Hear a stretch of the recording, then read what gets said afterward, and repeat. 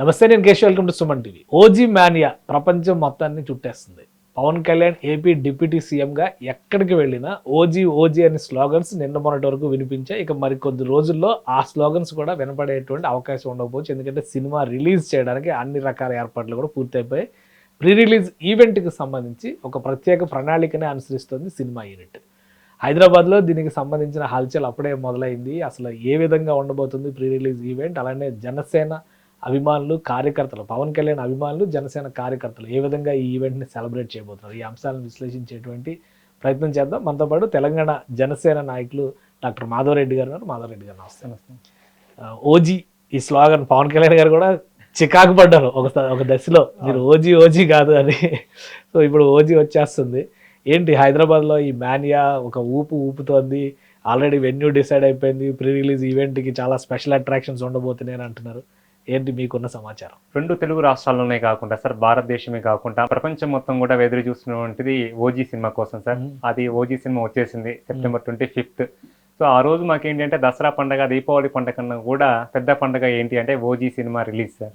So దానికి అన్ని కూడా అభిమానులు, పార్టిసిపెంట్లు అందరూ కూడా దానికి రెడీ చేశాం సార్. థియేటర్ల నుంచి ఏదైతే ప్రీమియర్ షోస్ అన్ని కూడా రెడీగా ఉన్నాయి సార్. ఉన్నాయి అంటే ఫస్ట్ ప్రీ రిలీజ్ ఈవెంట్ గురించి మాట్లాడదాం. హైదరాబాద్లో, ఆంధ్రాలో రెండు చోట్ల కూడా చేస్తున్నారు. ఏపీలో ఇంకా వెన్యూ డిసైడ్ అవ్వాలి, వైజాగ్, విజయవాడ అన్నారు. హైదరాబాద్ అయితే ఫిక్స్ అయిపోయింది.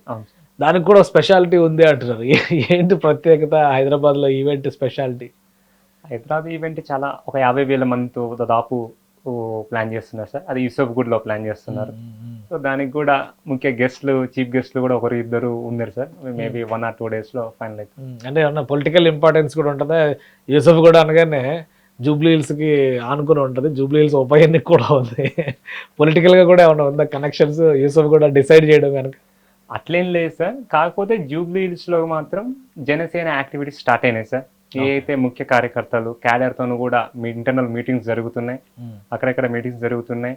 అంతేకాకుండా జూబ్లీ హిల్స్లో ఏం చేయాలి అనేది రాష్ట్ర నాయకత్వం కూడా ఆలోచిస్తుంది సార్. ఆలోచించడమే కాకుండా మన అవసరం ఎవరికి ఉంది, వాళ్ళకి తప్పకుండా మనం సపోర్ట్ చేయాలి. మనం కంటెస్ట్ చేయడమా, లేదా మన అవసరం ఇంకెవరికైనా ఉందా వాళ్ళకి చేయడానికి దిశానిర్దేశం అనేది రాష్ట్ర నాయకత్వం ఆలోచిస్తుంది సార్. ఖచ్చితంగా జూబ్లీ హిల్స్లో జనసేన గట్టి బలం ఉంది సార్. ఎందుకంటే అక్కడ మీరు చూస్తే అంటే ఫిలిం ఇండస్ట్రీ ఎందుకు ఉంది అన్నదానికి ఫిలిం ఇండస్ట్రీ సార్. సో మన అధినేత పవన్ కళ్యాణ్ గారు ఇదే రంగానికి చెందిన వ్యక్తి కాబట్టి చాలా గ్రిప్ ఉంటుంది సార్. మా అధినేత ఎటు అంటే మొత్తం ఫిలిం ఇండస్ట్రీ మొత్తం కూడా అటే ఉంటుంది. మెజారిటీ ఆఫ్ ఓట్స్ ఫిలిం ఉంటాయి కాబట్టి, అంటే మీడియా రంగం అన్ని ఫ్రేమ్స్లో కలిపిన వాళ్ళే ఎక్కువ ఉంటాయి కాబట్టి జనసేన అనేది జూబ్లీ హిల్స్లో మెయిన్ కీ రోల్ సార్. ఏ పార్టీలు ఉన్నాయి, XYZ అన్ని పార్టీలు ఉన్నా కూడా జనసేన మెయిన్ రోల్ ప్లే చేస్తారు సార్. అంటే ఇప్పుడు ఆల్రెడీ బీఆర్ఎస్ వాళ్ళు క్యాండిడేట్ పైన క్లారిటీ ఇచ్చేసారు. కాంగ్రెస్ వాళ్ళు ఒకటి కాదు 4 అభ్యర్థుల లిస్ట్ చెప్తున్నారు. జనసేన విడిగా వస్తుందా, బీజేపీతో కలిసి వస్తుందా, లేదా టీడీపీ, జనసేన, బీజేపీ కలిసి వస్తాయా, ఇంకా ఏం క్లారిటీ రాలా. సో ఈ ప్రీ రిలీజ్ ఈవెంట్కి ఎలక్షన్కి ఏమైనా సంబంధం ఉందంటారా? దానికి దీనికి ఏం సంబంధం లేదు సార్. కాకపోతే మాత్రం యూసఫ్గూడ్లో జరగడం వల్ల మాకు అదొకటి, ఇన్ కేస్ మేము జూబ్లీస్లో డిసిషన్ తీసుకుంటే, మా అధినేత పవన్ కళ్యాణ్ గారు కానీ రాష్ట్ర నాయకత్వం కానీ తీసుకుంటే ఇది ఒక మాకు అడ్వాంటేజ్ సార్. పొలిటికల్గా తెలంగాణ రాష్ట్రానికి ఇది ఒక అడ్వాంటేజ్ అవుతుంది ఈ ప్రోగ్రామ్ అనేసి. ఓకే, అంటే ఇప్పుడు చాలా మంది ఏం చెప్తున్నారంటే స్పెషల్ గెస్ట్లను ప్లాన్ చేశారు, ఇది సర్ప్రైజ్, ఇప్పుడే తెలియదు, 1-2 రోజుల ముందు వస్తుంది అంటే.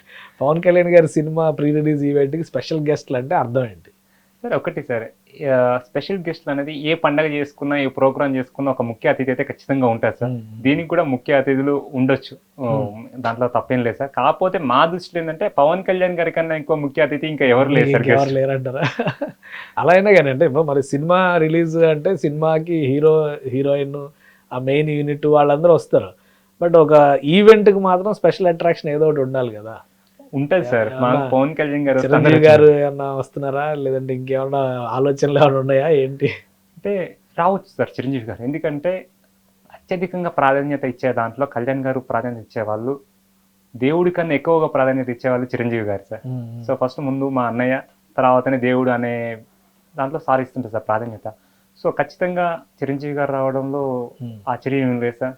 వాళ్ళు కాకపోతే ఇంటర్నల్ డిసిషన్స్ అంటే చిరంజీవి గారి యొక్క షెడ్యూల్స్ అన్నీ చూసుకొని దాన్ని బట్టి ఎందుకంటే సార్ షెడ్యూల్స్ ముందే ఫిక్స్ అయ్యి ఉంటుంటాయి సార్, 20 days 30 days ఉంటుంది కాబట్టి ఇంకా ఫ్రీగా ఉన్నారంటే ఖచ్చితంగా వస్తారు సార్. ఇంకోటి ఈ సినిమాకి సంబంధించి ప్రీమియర్ షోలు కానీ టికెట్ రేట్స్ పెంచడానికి సంబంధించి కానీ ఎలాంటి విజ్ఞప్తులు ఏమీ జరగలేదు. బహుశా ఇప్పుడున్న స్టేటస్ని బట్టి చూస్తే ప్రీమియర్ షోలు ఉండకపోవచ్చేమో అని ఒక ప్రచారం జరుగుతుంది.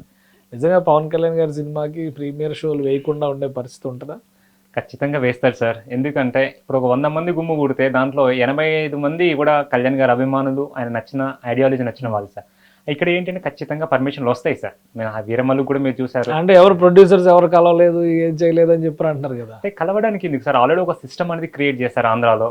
సో ఫిలిం ఛాంబర్కి మీరు లెటర్ పెట్టండి, ఆ ఫిలిం టిపార్ట్ ఎవరైతే బ్యాక్ అండ్ టీమ్ ఉందో మీరు లెటర్ పెట్టండి, ఫిలిం బోర్డు అనేది ఆటోమేటిక్గా వాళ్ళ రూల్స్ అండ్ రెగ్యులేషన్స్లో ప్రాసెస్ చేస్తుంది అని ఆల్రెడీ క్లియర్గా చెప్పారు. కళ్యాణ్ గారే పెట్టారు ఆ ప్రొసీజర్. డైరెక్ట్ ఫిలిం ఛాంబర్ ద్వారా అప్లై చేయండి, వాళ్ళు మాకు ఫార్వర్డ్ చేస్తారు, మేము డెసిషన్ తీసుకుంటాం అన్నారు. కానీ ఇప్పుడు కళ్యాణ్ గారు కానీ నిర్మాతలు కానీ ఎవరు వెళ్ళి గవర్నమెంట్ని కలవాల్సిన అవసరం లేదు. అంటే ఇప్పుడు అధికారంలో ఉన్నాం ఒక ప్రాసెస్, అధికారంలో లేము ఒక ప్రాసెస్, సామాన్యుడికి ఒక ప్రాసెస్, నేను డిప్యూటీ సీఎం ఉన్నా నాకు ఒక ప్రాసెస్ అని లేదు సార్. ఒక సిస్టమేటిక్ క్రియేట్ చేశారు. ఇప్పుడు మీరు నేను సినిమా తీస్తే కూడా ఇదే మెథడ్లో వెళ్ళాలి. ఎందుకంటే మనకు అధికార బలం ఉంటేనే ఒక రకంగా, లేకుంటే ఒకలాగా. స్పెషల్గా పోయి ముఖ్యమంత్రిని కలిసి ఓ జీవో తెచ్చుకోవడం కాకుండా ఒక సిస్టమేటిక్ ఫార్మాట్ని క్రియేట్ చేశారు సార్. ఆ ఫార్మాట్ని ఫాలో అవుతారు. తెలంగాణలో కూడా మనం లాస్ట్ టైం జరిగిన అల్లు అర్జున్ గారి మూవీ జరిగిన పుష్ప మూవీకి జరిగిన ఇన్సిడెంట్స్తో తెలంగాణలో ఇవ్వరు అదని. కాకపోతే ఏంటి అంటే ఒకసారి జరిగిన ఎక్స్పీరియన్స్ని పరిగణలో తీసుకొని మళ్ళీ జరగకుండా చూసుకునే విధంగా చేసుకుని వెళ్ళాలి సార్. ఎందుకంటే మనకు అన్ని రంగాల్లో అభివృద్ధి జరగాలి. బంద్ చేసుకుంటూ పోతే అన్ని డిపార్ట్మెంట్లు, అన్ని రంగాలు కూడా ఇలా ఇబ్బంది పడుతుంటాయి సార్. మా యొక్క గట్టి నమ్మకం ఏంటంటే అన్ని కూడా 22, 21 వరకు అన్ని పర్మిషన్లు వస్తాయి సార్. ఖచ్చితంగా ప్రీమియర్ షోలు ఉంటాయి, బెనిఫిట్ షోలు ఉంటాయి, అన్ని వరల్డ్ వైడ్ రిలీజ్ కదా, అసలే ఎక్కువ అటెన్షన్ ఉంటుంది. కాబట్టి ఓజీ పైన అలాంటి ప్రభావాలు ఏం పడవు అని చెప్పి అంటారు మీరు? సార్ తెలుగు చరిత్రలో అన్ని కూడా బ్రేక్ చేస్తారు సార్ ఓజీ. ఎందుకు అంటే మీరు అవి చూస్తుండొచ్చు, సాంగ్స్ కానీ మనకు టీజర్స్ కానీ అన్ని చూస్తే దాంట్లో ప్రతి ఒక్క సన్నివేశం కూడా ఒక డిఫరెంట్ గా ఉంది సార్.